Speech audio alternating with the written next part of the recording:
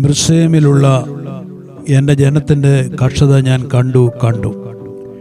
ഊഴിയ വിചാരന്മാർ നിമിത്തമുള്ള നിലവിളി കേട്ടു.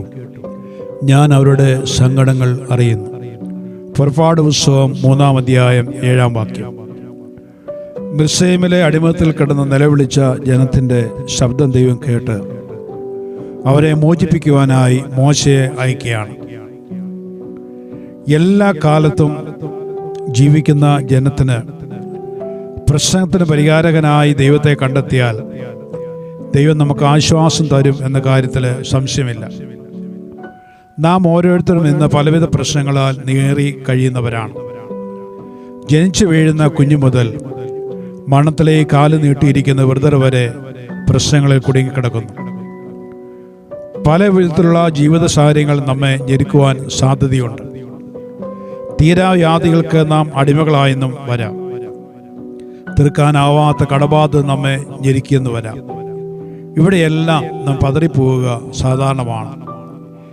എന്നാൽ നമ്മെ കാണുന്ന, നമുക്ക് വേണ്ടി ജീവിക്കുന്ന, പ്രതിസന്ധികളെ ഇല്ലായ്മ ചെയ്യാൻ കഴിവുള്ള, പ്രതിഷ്ഠിതമായ കവാടങ്ങൾ തുറക്കാൻ ശക്തനായ കർത്താവ് നമുക്കായിട്ട് ഇന്ന് ജീവിക്കുന്നുണ്ട്. അവിടുന്ന് നമ്മെ കാണുന്നുണ്ട്. ആ ചിന്ത നമ്മെ ഭരിക്കുന്നുവെങ്കിൽ നാം പതറിപ്പോവുകയില്ല. പ്രശ്നങ്ങളോടൊപ്പം പൂക്കഴിവുകളും ഒരുക്കുവാൻ ദൈവത്തിന് മാത്രമേ കഴിയുകയുള്ളൂ. അങ്ങനെയെങ്കിൽ നാം ദൈവത്തിൽ ആശ്രയിക്കുമ്പോൾ നാം ക്ഷീണിച്ചു പോകാതെ നമ്മെ ബലപ്പെടുത്തുവാൻ ദൈവം അരികിലേക്ക് കടന്നു വരും. യഹൂദ രാജാവായ ഹിസ്കിയാവിന് മരിക്കത്തക്ക രോഗം പിടിച്ചുവെന്ന് യെശയ്യാ പ്രവചനത്തിൽ കൂടെ നാം വായിക്കുന്നുണ്ട്.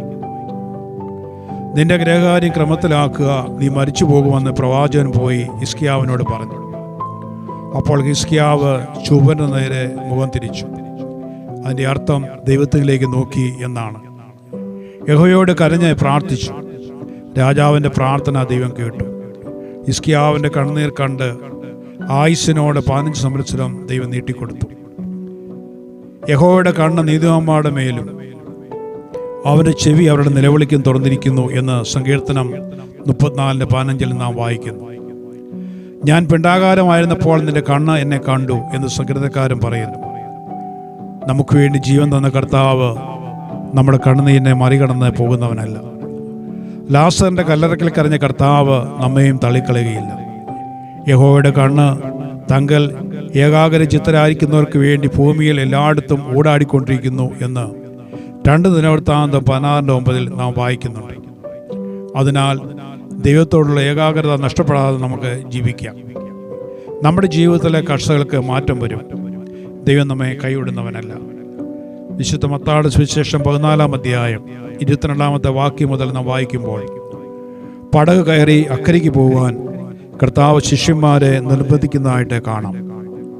പ്രതികൂല കാറ്റുകളാൽ അവിടെ പടക് വലഞ്ഞിരുന്നു.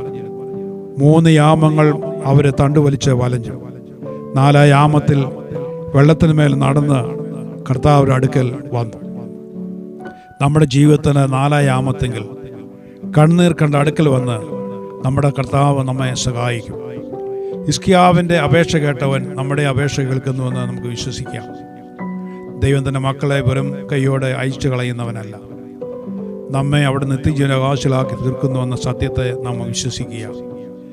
നമ്മുടെ പിരിമുറുക്കം എല്ലാം കർത്താവിനെ ഏൽപ്പിക്കുക. അവിടുന്ന് നമ്മെ സഹായിക്കാൻ പ്രാപ്തനാണ്. നമ്മുടെ കണ്ണീർ കണ്ട് വഴിമാറി കടന്നു പോകുന്നവനല്ല നമ്മുടെ ദൈവം.